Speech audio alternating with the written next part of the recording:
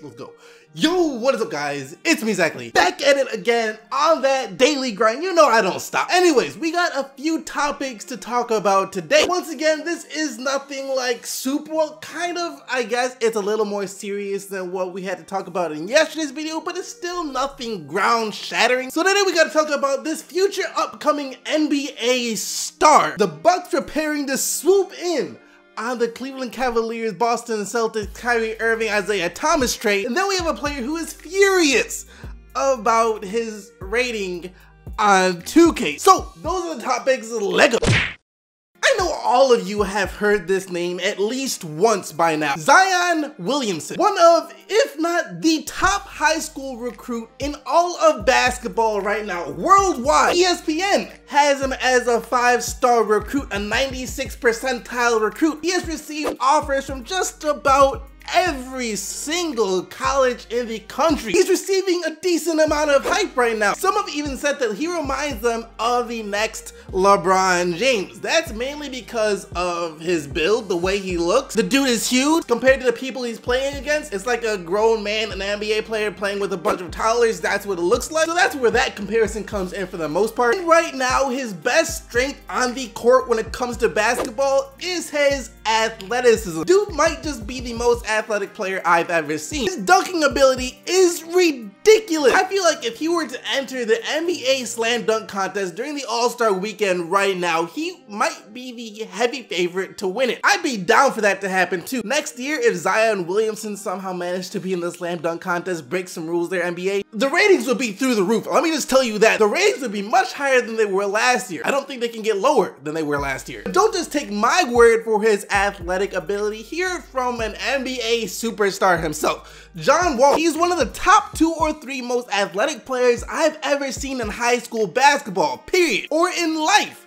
period. He just does all types of dunks like it's nothing in game. The best in-game dunker that I've seen since Vince Carter. And he does some stuff that Vince does in the game without even trying. The best in-game dunker since Vince Carter, he says. That is some high praise. Vince Carter is not a name you want to throw around lightly when talking about other dunkers. To many, including myself, Vince Carter is still seen as the best dunker the NBA has ever seen. But you can't really be mad at John Wall for saying this, mainly because he's a player, so, you know, they have a little more insight to these type of things. Other than that though, you watch Zion Williamson dunk, and it's just like, wow. Some of the things he does in games just blow your mind. He'll do an off the backboard, through the legs, 360-degree windmill dunk off a lob somehow. And while doing all of that, he just makes it seem so effortless. It just comes natural to him. So there is that. And then John Wall did also go on to say that if he could give Zion Williamson any advice at all at the age he's at, is just to keep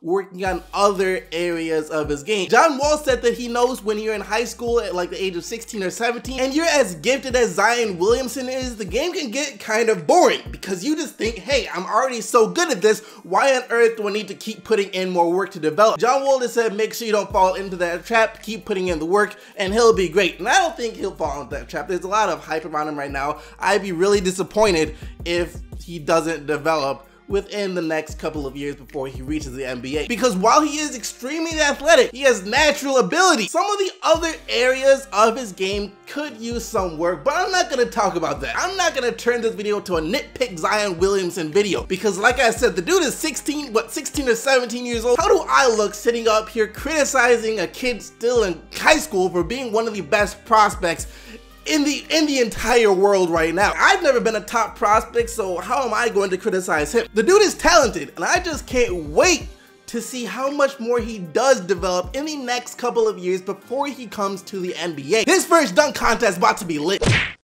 Hey Milwaukee, I see y'all. I see the Milwaukee Bucks out here trying to make some moves, trying to slide into the DMs. The Milwaukee Bucks right now are like that guy that she tells you not to worry about, even though they have plans to move in together while you are sleeping. The Milwaukee Bucks are just sitting there plotting on the downfall of this Cleveland Cavalier, Kyrie Irving, Isaiah Thomas, Boston Celtics trade. See, while the trade is pretty much official, it still isn't 100% official. The both teams have until today, tonight, to either make some adjustments to the trade or call it off completely. If that doesn't happen, tomorrow comes and nothing comes, then the trade is official. And with all the talk about the Cavs possibly wanting more from the Celtics since Isaiah Thomas is injured and will miss some of the season, for a brief moment, an extremely brief moment, I thought the trade had potential to be voided. Now though, I definitely don't think that's the case. Like I said in the earlier video, I think the Cavs are just being greedy at this point. They already got what they want out of the Celtics. Now they're just trying to go back and see if they can fleece the Celtics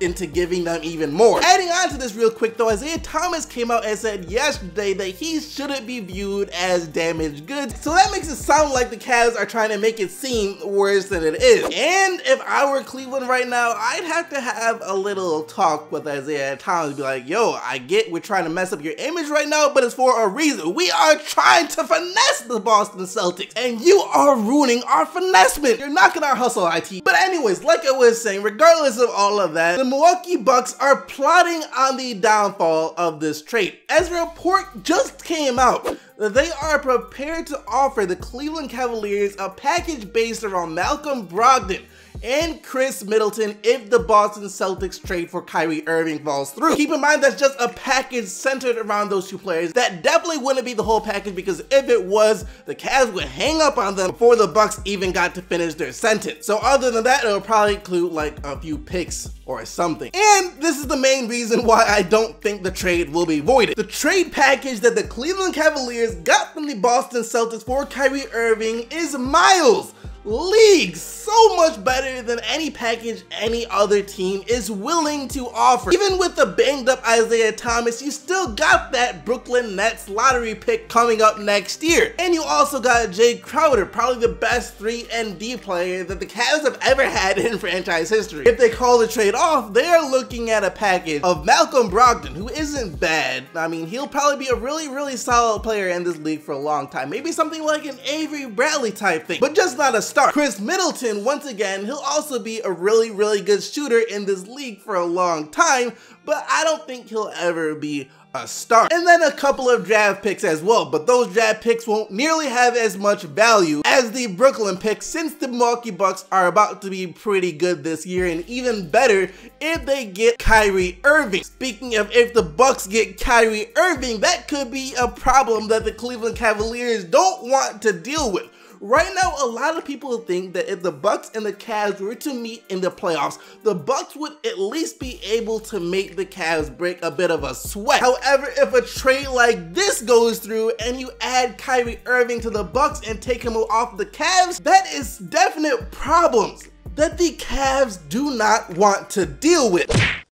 NBA 2K18 will be dropping in just a couple of weeks. And yesterday, 2K posted on Twitter a bunch of like player lists, top players for each position based on their 2K rating. And naturally, some players had some problems with some of the lists. One of those players being Rudy Gay, who was picked up by the San Antonio Spurs earlier this summer for the Lolo. Still waiting to see how that's gonna work out for the Spurs though. Could be really good, or they could be shopping him around for a bag of baked, unsalted, vegan Lay's chips around the trade deadline. Anyways, Rudy Gay, a small forward. So he looked at the small forward list that 2K put out, the top 10 small forwards in the league. He went down the list and saw names like LeBron James, Kevin Durant, Kawhi Leonard, Paul George, Giannis Antetokounmpo, Gordon Hayward, Andrew Wiggins, Carmelo Anthony, Harrison Barnes, and Danilo Gallinari. His name wasn't there. And just looking through the replies to that tweet that 2K made, a lot of people had a lot of problems with the list. That's how it's going to be with all lists. You can't make a top 10,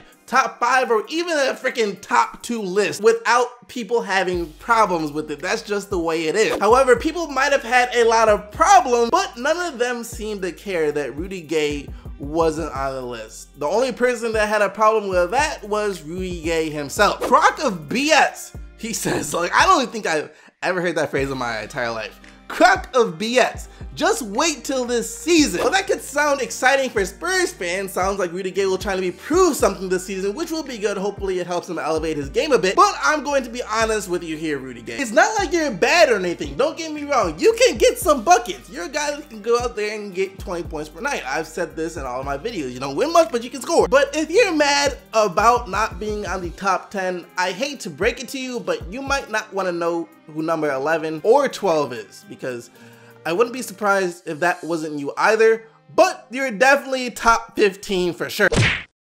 Question of the daytime. Do you guys think that Zion Williamson has what it takes to go down in NBA history once his career is all said and done as being the best dunker? Do you think he could ever be a better in-game dunker than Vince Carter?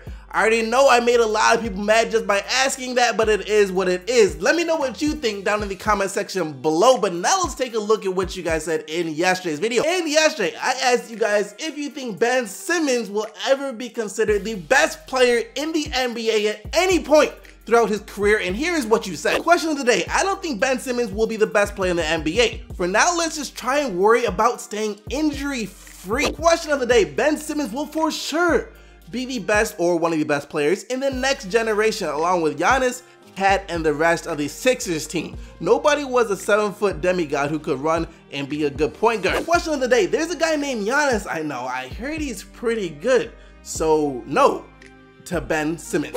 Best player in the NBA, way too early to tell. Haven't even seen him play a single game yet, but it's good that that's his goal, to be the best player in the NBA. As far as who I think will be the best, of course there's Giannis, but then there's also this guy named Kawhi Leonard too. I think Giannis and Kawhi are going to dominate the NBA for some time to come, but then you also have Anthony Davis, Karl-Anthony Towns, just a bunch of great young players who could all one day possibly be considered the best player in the NBA. But that's it for today. Hope you guys did enjoy the video. Leave a like if you did, and subscribe for more daily NBA videos. Until tomorrow, keep getting the Bucks, Team SDC, and I'm out of here.